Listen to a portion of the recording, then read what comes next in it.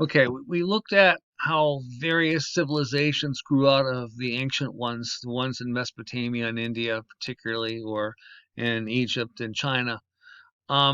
As a Western civilization, we have to look at a path of history that leads us to this place you see here, ancient Greece. Now we're going to try to follow our notes starting at page 2. We may skip a couple of pieces, but so this is where it happened. This is where the path of civilization that drove our Western culture, the first alphabet. We see democracy developing out of here. It's no coincidence that the classical architecture we see in Greece resurfaces in the federal capital of Washington, D.C.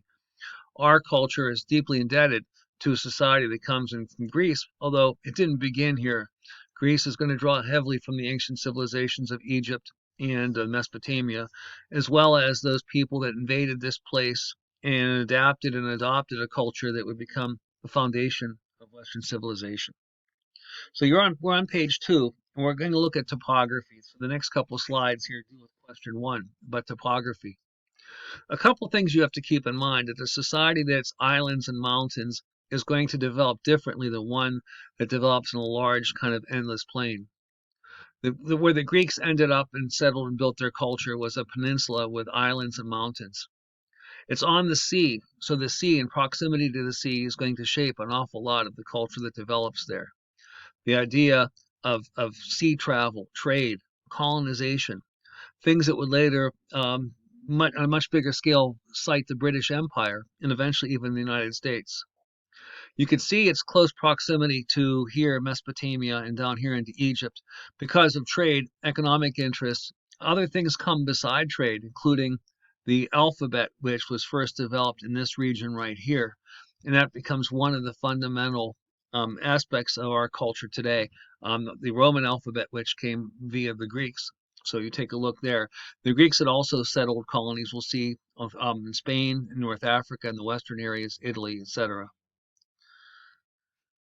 Mountains and slow travel would divide. So we don't see like a canal river that joins people, and we don't see the evolution of a large state society in Greece until for at least a time until Alexander the Great does it later in its history.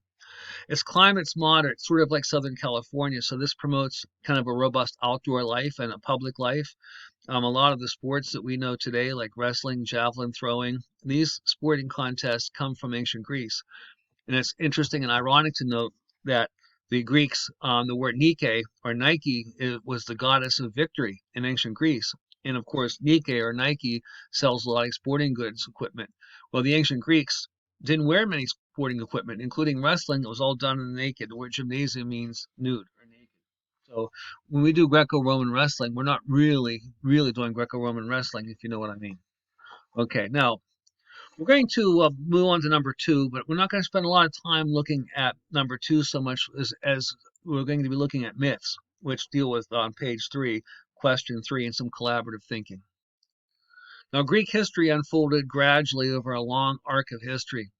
Its earliest history goes back to almost as back as far as the pyramids. But like the Indus River civilizations we talked about, this civilization kind of mysteriously disappeared around 1100 BC. There are theories that a volcanic eruption kind of helped to destroy a society in the Eastern Mediterranean Sea that left it poor and eventually it fell to invaders. We're not really sure, but we know what came in its wake was a dark age, like a blackout, so to speak, because with literacy lost, there's no written records. And with cities kind of devolving, we actually see what we might call a cultural step backwards. Society was less sophisticated, less interdependent, less global. Well, by 800 BC, we start to see the emergence of a new literacy, which is the Greek alphabet that we know. The Greeks would evolve into city states, and these city states would be cauldrons of a lot of the institutions that we look at today as part of our spice, like drama, science, politics. These are all arts that come from a Greek tradition. In the Hellenistic age, if you may heard of Alexander the Great, this is what we're talking about here. This is when Greece emerges into an empire. So the question too is what's the significance and impact of a Bronze Age and a Dark Age? We could say that the Bronze Age set the foundation of Greek history And later invaders who came into Greece would adapt many of the things that they'd seen, like town life, and eventually would reboot that civilization with a little bit of a different flavor. In the Dark Age, I think generally speaking, Dark Ages show how interdependence could break down, and societies could fall apart. And that's what happened to the fragile flame of civilization in Greece. But it would reset. And by 500 BC, we could talk about the beginning of a golden age in Greek history. Now, this is question 3, and this is kind of important. And when we talk about the Greeks, the Greek history is full of myths. We know that the Greeks understood a lot of history and natural history through myth. That's true for all ancient people.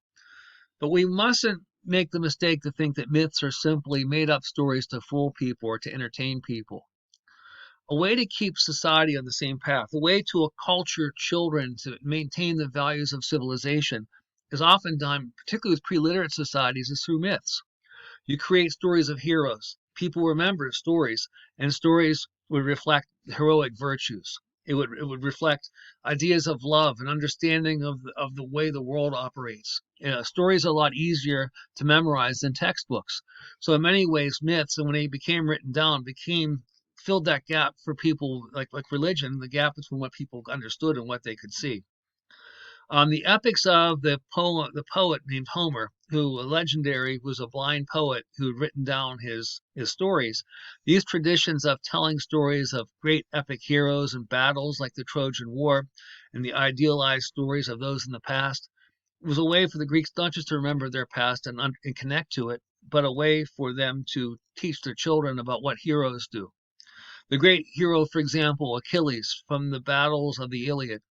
You may know about Achilles. Achilles' heel was his Achilles' heel. If you could follow me on that. Achilles was a warrior in the Trojan War, and as a baby was dipped in a river that made him invulnerable. The arrows were supposed to just bounce right off that guy.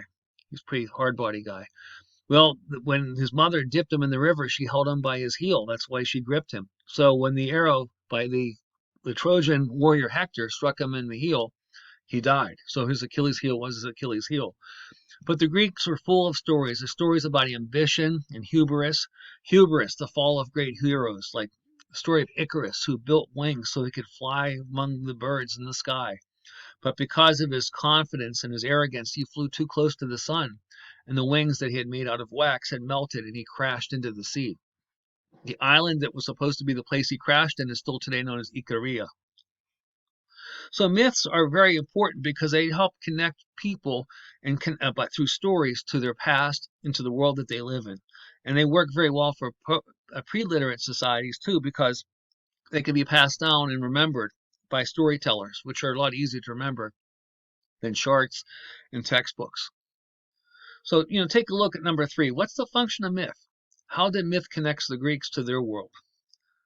And I'd like you to think about this next question as an extension, and you might want to stop the video for a moment to catch this. What about the concept of myths in our world? Try to think of myth beyond a falsehood or a misrepresentation. How do myths connect us as Americans? What are some myths we have as Americans? It could be a true story, or it could be, a story like I think of the story of George Washington, chopping down the cherry tree. That story never happened, but it was a very appealing story to tell children, not just about the founding of their great country, but of the virtue of telling the truth.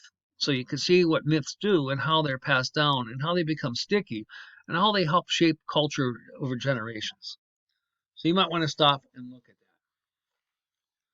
that. Now, number 4, we've already talked about the periods of Greek history, so don't worry about that. And number 5, how do myths serve the function of history that history serves us today? So we could talk about how the Greeks used this. The Greeks developed myths, which were traditional stories about gods and also of heroes. They used myths just like, the stories of the Bible help people understand the world today. You can understand the mysteries of life, that is, of the physical world or of the social world. Human qualities like love, hate, jealousy, you could attribute those. The Greeks would attribute those to their gods.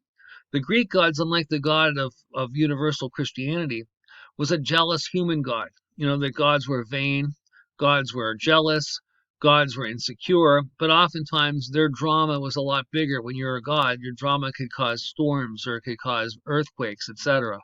So Greek stories helped unite the Greek people, but it also connected them to the world that they lived in. Not just natural forces of the world, but their emotional forces of being a human.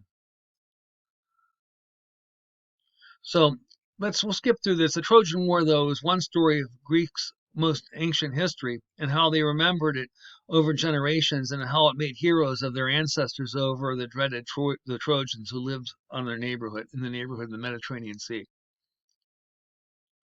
Here's Troy right here. If you could see, this would be near the city of Istanbul, would be right up here today. There is Troy. And it's interesting that for the longest time we thought the story of the Trojan War was just a bunch of garbage, just like something humans made up.